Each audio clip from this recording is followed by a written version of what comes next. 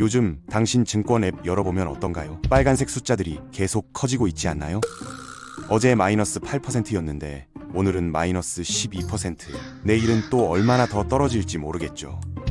지금 팔면 손실 확정이고 더 사자니 바닥이 어딘지 모르겠고 그냥 앱 삭제하고 싶은 거 아니에요? 그런데 충격적인 사실 하나 알려드릴게요. 역사상 가장 큰 부자들은 다 이런 폭락장에서 만들어졌습니다. 2008년 금융위기, 2020년 코로나 쇼크 때 남들이 공포에 질려 팔 때 조용히 산 사람들이 지금 어떻게 됐는지 아시나요? 지금 이 순간이 당신 인생을 바꿀 기회일 수도 있다는 겁니다. 어떻게요? 이제 본격적으로 왜 시장이 무너지고 어떻게 대응해야 하는지 차근차근 풀어보겠습니다.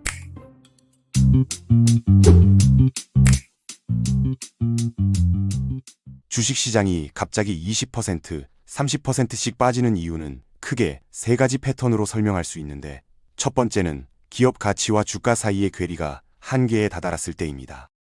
쉽게 말해서 모두가 미래를 너무 낙관적으로 봤고 실적은 기대에 못 미치는데 주가만 계속 올라간 상태죠. 2021년 상반기만 해도 전기차 관련주들이 매출도 없는데 시가총액이 완성차 업체를 넘어섰던 적 있잖아요. 1990년대 후반 실리콘밸리에서도 똑같은 일이 벌어졌는데 인터넷 기업이라는 이름만 붙으면 수백억 달러 투자가 몰렸고 나스닥은 5년 동안 500% 넘게 치솟았습니다. 그런데 2000년 3월부터 사람들이 정신을 차리기 시작했죠. 이 회사들 실제로 돈을 벌고 있나 따져보니 대부분 적자였고 비즈니스 모델 자체가 허술했던 겁니다. 결국 나스닥은 2002년까지 78% 폭락했고 원래 수준을 회복하는 데만 거의 15년이 걸렸으며 요즘 상황도 비슷하게 느껴지는 부분이 있는데 AI 관련 기업들 중 일부는 기술력은 있어도 수익 모델이 불확실한 경우가 많거든요. 두 번째 원인은 경제 전체가 식어가는 흐름인데 이건 물가 상승과 금리 인상이 맞물리면서 만들어지며 물가가 오르면 중앙은행은 금리를 올려서 돈의 흐름을 막으려고 하는데 그러면 기업들은 대출 이자 부담 때문에 투자를 줄이고 사람들은 소비를 아끼게 되죠. 매출이 줄어든 기업들은 실적이 나빠지고 투자자들은 주식을 팔기 시작하면서 악순환이 만들어지는데 2022년부터 2023년 초반까지 미국 연준이 금리를 0.25%에 5% 넘게 올렸을 때 한국에서도 전세 대출 이자가 연 5에서 6%까지 치솟았던 거 기억하시죠?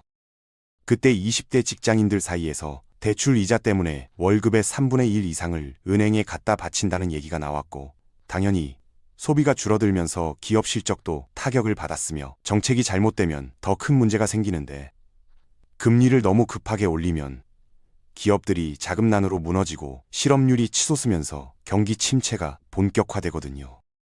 세 번째는 아무도 예상하지 못한 외부 충격인데 전쟁이나 팬데믹처럼 경제 시스템 자체를 멈추게 만드는 사건들이며 2020년 2월 말 코로나가 전 세계로 퍼지기 시작했을 때 불과 3주 만에 S&P 500 지수가 34% 폭락했습니다. 당시 재택근무가 처음 시행되면서 사무실은 텅 비었고 식당과 쇼핑몰은 문을 닫았으며 항공사는 운항을 중단했죠.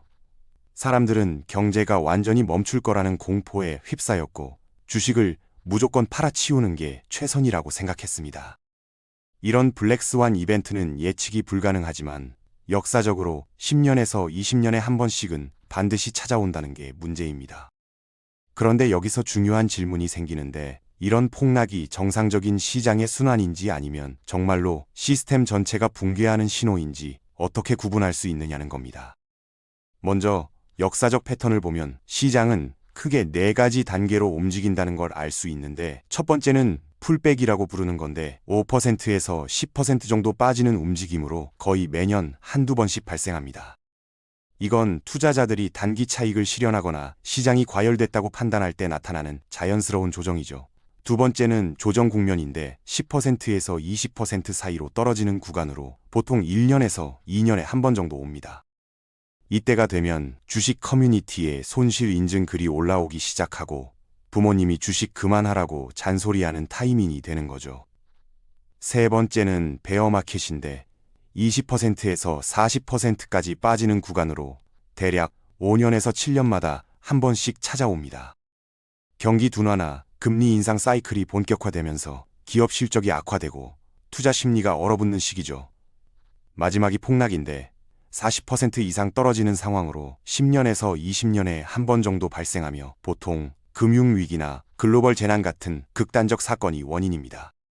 그런데 놀라운 사실은 이 모든 폭락에서 시장은 결국 회복했고 심지어 이전 고점을 넘어서 더 높이 올라갔다는 겁니다. 1973년 오일 쇼크 때는 S&P500이 거의 48% 떨어졌지만 8년 후에는 완전히 회복했고 1987년 블랙 먼데이에는 단 하루 만에 22% 폭락했지만 2년 만에 원상 복구됐습니다. 2008년 금융위기는 더 심각했는데 리먼 브라더스가 파산하고 세계 경제가 얼어붙으면서 S&P 500이 57% 빠졌지만 2013년에는 새로운 고점을 찍었죠. 2020년 코로나 폭락은 속도가 가장 빨랐는데 5주 만에 34% 떨어졌다가 불과 5개월 만에 회복했습니다. 당시 동학개미 운동으로 처음 주식을 시작한 20대들 중에서 삼성전자나 카카오를 3월 저점에 사서 연말까지 들고 있던 사람들은 50% 이상 수익을 냈을 겁니다. 그럼 과거가 미래를 보장하지 않는데 어떻게 이번에도 회복할 거라고 확신할 수 있느냐는 의문이 생기는데 몇 가지 지표로 판단할 수 있으며 첫째는 기업들이 여전히 돌아가고 있는지 확인하는 건데 사람들이 여전히 배달 음식을 시키고 넷플릭스를 보고 카페에 가고 있다면 경제는 작동하고 있는 겁니다. 둘째는 정부와 중앙은행이 안정화 조치를 취하는지 보는 건데 금리 인하나 유동성 공급 같은 정책이 나오면 시장은 바닥을 확인하기 시작하며 셋째는 기업 실적 전망인데 일시적으로 나빠진 건지 구조적으로 무너진 건지 구분해야 하죠. 다만 이런 회복 패턴은 미국이나 유럽 같은 대형 선진국 기준이고 신흥국이나 작은 경제권은 회복 속도가 느리거나 양상이 다를 수 있으며 한국도 1997년 IMF 외환 위기 때는 경제 전체가 흔들렸고 회복하는데 몇 년이 걸렸던 경험이 있잖아요. 진짜 걱정해야 할 상황은 은행들이 연쇄 파산하고 기업들이 줄줄이 무너지고 국가가 채무 불이행을 선언하는 극단적인 경우인데 이런 일은 매우 드물며 대부분의 폭락은 공포와 패닉이 만든 일시적 현상이고 시간이 지나면 시장은 균형을 되찾는다는 게 역사가 증명하는 사실입니다. 그렇다면 폭락 속에서 어떻게 살아남고 더 나아가 돈을 벌 수 있는지가 핵심인데 많은 사람이 정반대로 움직이기 때문에 손실을 키우는 겁니다. 첫 번째 실수는 공포에 질려서 전부 매도하는 건데 계좌가 빨갛게 물들면 본능적으로 더 떨어지기 전에 팔고 싶어지지만 팔지 않으면 손실은 장부상 숫자일 뿐이고 판 순간 그 손실은 현실이 되는 거죠. 탄탄한 기업에 투자했다면 시장이 무너진다고 해서 그 기업의 가치가 사라진 건 아니거든요. 주식 커뮤니티에서 손절 인증글 올라올 때가 바로 시장이 바닥을 확인하는 시점일 때가 많으며 워렌 버핏이 남들이 두려워할 때 탐욕스러워지라고 한 이유가 바로 이것인데 공포 매도 대신 냉정하게 정보를 모으고 장기 관점을 유지하는 게 핵심입니다. 두 번째 실수는 바닥을 정확히 맞추려고 하는 건데 많은 투자자가 최저점에서 사려고 완벽한 타이밍을 기다리지만 문제는 바닥이 어디인지 아무도 모른다는 거죠. 너무 오래 기다리다가 반등을 놓치는 사람도 있고 너무 일찍 사서 추가 하락을 지켜보는 사람도 있습니다. 더 나은 방법은 적립식 투자인데 매달 일정 금액을 자동으로 넣으면 주가가 쌀 때는 많이 사지고 비쌀 때는 적게 사지게 되거든요. 요즘 20대들이 많이 하는 S&P 500 ETF 자동 적립이 바로 이 원리인데 타이밍 스트레스 없이 장기적으로 평균 단가를 낮출 수 있으며 월급날마다 50만 원씩 넣으면 시장이 오르든 내리든 일정한 금액으로 꾸준히 매수하게 되고 결국 시간이 지나면 평균 단가는 합리적인 수준으로 수렴하는 겁니다. 세 번째 실수는 싸다고 아무 주식이나 사는 건데 폭락 때는 모든 게 싸 보이지만 모든 기업이 회복하는 건 아니며 어떤 회사는 완전히 망해서 주가가 절대 돌아오지 않는데 2021년 테마주에 물려서 지금까지 마이너스 90% 들고 있는 사람들 많잖아요.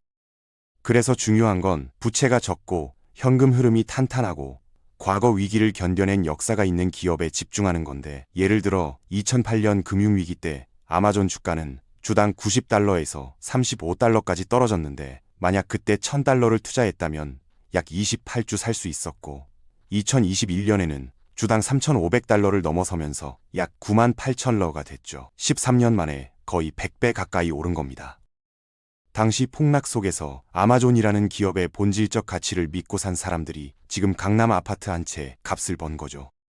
네 번째 실수는 분산 투자를 안 하는 건데, 한 종목이나 한 섹터에 몰빵하면 그쪽이 무너질 때 포트폴리오 전체가 날아가며 2022년 2차 전지주에만 몰빵했던 사람들이 2023년 초반부터 엄청난 손실을 봤던 것처럼요.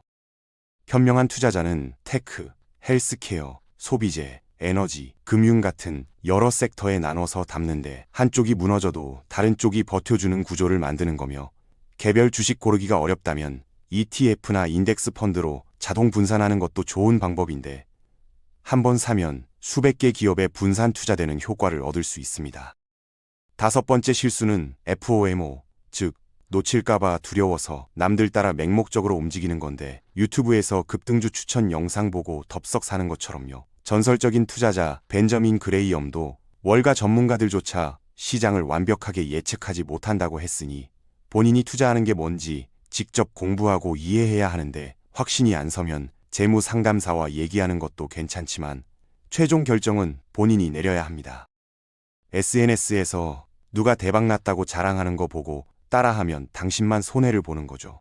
전문가들이 쓰는 전략 중에 공매도라는 게 있는데, 주가가 떨어지는 쪽에 베팅하는 방식이며, 예를 들어 친구가 100만 원짜리 주식을 갖고 있을 때 그걸 빌려서 100만 원에 팔고 주가가 70만 원으로 떨어지면 다시 사서 돌려주고 30만 원을 챙기는 거죠. 반대로 주가가 오르면 손해를 보는 구조인데, 이걸로 수십억 번 사람도 있지만 엄청나게 위험해서 저는 추천하지 않으며, 완전히 이해하지 못하면 절대 하지 말아야 하고, 특히 빚으로 투자하는 건 정말 위험하니까요. 결론적으로 주식시장 폭락은 무섭게 느껴지지만 역사적으로 봤을 때 순환의 일부일 뿐이고, 미국 증시는 항상 회복했으며 심지어 더 높이 올라갔으며, 미래를 100% 예측할 순 없지만 과거 패턴은 경제가 완전히 무너지지 않는 한 회복 가능성이 높다는 걸 보여줍니다. 폭락 속에서 살아남고 돈을 버는 핵심은 침착함을 유지하고 공포 매도를 피하고 철저히 공부한 뒤 양질의 주식을 싸게 사는 건데, 패닉에 빠진 사람은 손실을 확정하지만 준비된 투자자는 폭락을 최대의 기회로 만들 수 있습니다. 다음 폭락이 왔을 때 당신이 할 일은 세 가지인데, 첫째는 포트폴리오에서 현금 비중을 최소 20% 이상 유지해서 기회가 왔을 때 살 여력을 남겨두는 것이고, 둘째는 VIX 지수나 공포 탐욕 지수 같은 심리 지표를 관찰해서 시장이 극단적 공포 구간에 들어갔는지 확인하는 것이며, 셋째는 한 번에 몰빵하지 말고 3회에서 5회 정도 나눠서 분할 매수하는 겁니다. 친구들이 주식 망했다고 술집에서 한숨 쉴 때 당신은 조용히 리스트에 적어뒀던 좋은 주식을 하나씩 담으면 됩니다.